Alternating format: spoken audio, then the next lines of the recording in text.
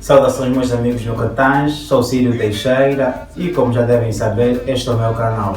Cá aborda sobre temáticas relacionadas a direito. Caso gostarias de ver um tema ser objeto de aula cá no meu canal, uma questão de comentários para que eu possa ver e brevemente então fazer um vídeo em volta do tema sugerido. Pois bem, hoje nós vamos falar sobre o poder constituinte originário.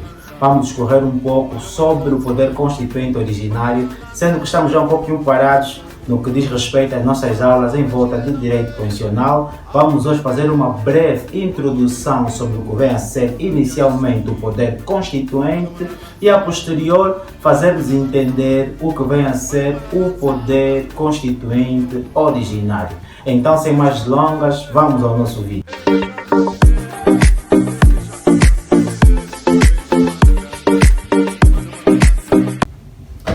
Antes de trazermos o conceito de poder constituinte, vamos ter que fazer aquilo que Francis Bacon já dizia. Francis Bacon dizia, olha, a história é a ciência da memória. Então nada melhor que ouvirmos Francis Bacon e recuarmos um pouquinho na história para conseguirmos entender o que vem a ser o poder constituinte. Antes das revoluções liberais, estamos aqui a falar da Revolução Francesa, Inglesa e Americana, o mundo, a maior parte, verificava um Estado absolutista, ou seja, Estados tiranos, Estados em que vigorava uma monarquia absoluta, onde apenas uma pessoa possuía todos os poderes, era quase visto como um deus, era presidente, era o juiz e era aquele que ditava e criava as leis, só para termos uma ideia. Quer dizer que era mesmo um tirano. Isso verificava-se anterior à revolução, às revoluções liberais. Todavia o povo ficou insatisfeito e o povo rebelou-se. Aconteceu uma revolução, ou seja, as revoluções, mas vamos focar na francesa, aconteceu uma revolução e mudou-se o paradigma. Saiu-se do Estado monárquico e entrou-se para aquilo que é o Estado democrático, onde apareceu um princípio bastante importante. Estamos a falar do princípio da soberania nacional, ou seja, o princípio da soberania popular e inclusive também o princípio do Estado democrático e de direito. Para dizer o quê? Isto é o poder constituinte. O poder constituinte vai ser essa faculdade ou poder que determinado povo tem de definir as linhas fundamentais do seu futuro coletivo por via da feitura de uma Constituição. Ou seja, vai ser por via de uma Constituição que o povo vai definir as linhas fundamentais do seu futuro coletivo. Por isso é que observas que antes da Revolução Francesa vivia-se um Estado monárquico. Após a Revolução Francesa, vive-se um Estado democrático e de direito. Ou seja, perceba, antes da Revolução Francesa, vivia-se um Estado monárquico. Após a Revolução Francesa, vive-se um Estado democrático. Qual é a diferença entre os dois? É que, no meio disto aqui, ocorreu esta Revolução que, por consequência, deu-se a feitura de uma Constituição. E esta Constituição surge em virtude de quê? Deste poder constituinte que estamos aqui a falar, esta faculdade que determinado povo tem de definir as linhas fundamentais do seu futuro coletivo, dando vida a uma Constituição. Todavia, a Constituição, o poder constituinte, pode ser visto em sentido amplo e em sentido restrito. Em sentido amplo, o poder constituinte refere-se a todas as normas constitucionais produzidas, sejam aquelas que estão escritas no documento constitucional, bem como aquelas que não estão escritas no documento constitucional. Já o direito constitucional em sentido restrito será simplesmente aquelas normas que encontramos presentes no texto constitucional. Mas agora, o que vem a ser o poder constituinte originário?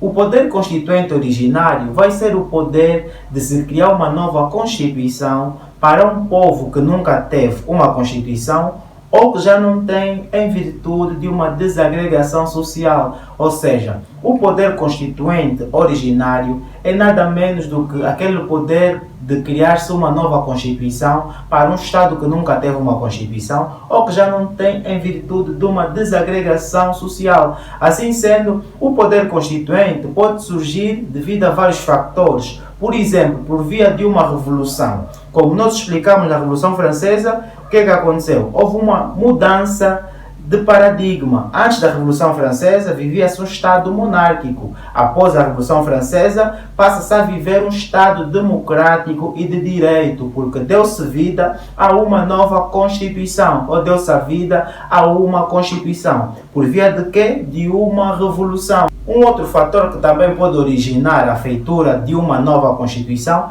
pode ser por via de um golpe de Estado. Assim sendo, resumidamente, deve-se entender que o poder constituinte originário é o poder de criar-se uma nova Constituição para um Estado que nunca teve ou que já não tem em virtude de uma desagregação social. Poder constituinte é aquele que vai dar vida a uma nova Constituição, um Estado que nunca teve ou que já não tem esta mesma Constituição.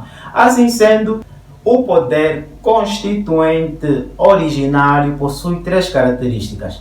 Temos inicial, autônoma ou ilimitada e omnipotente ou incondicionada. Quanto à inicial, quer dizer que não existe nenhuma ordem jurídica antes da própria Constituição. Porque estamos a falar que está-se a criar uma nova, logo ela não tem de seguir nenhuma regra, porque é mesmo nova esta nova Constituição que virá a existir.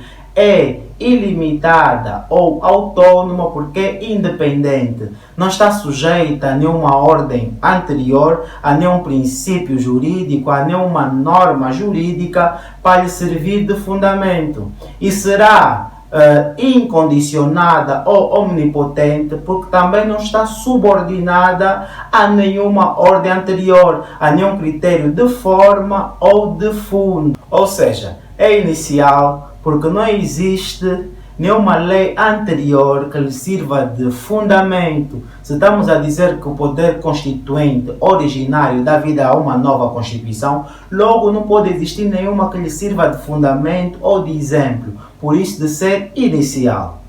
Será autônoma porque é independente, não existe nenhuma ordem jurídica que ela se vê obrigada a seguir. Não existe nenhuma ordem jurídica que emana os princípios e que, a quando da feitura dessa nova Constituição, se deve seguir esta mesma ordem jurídica. E é incondicionada, omnipotente, porque não está também subordinada a nenhuma ordem jurídica, a nenhuma lei anterior ou a nenhum princípio. Por isso, de ser mesmo essa nova Constituição que se dá vida.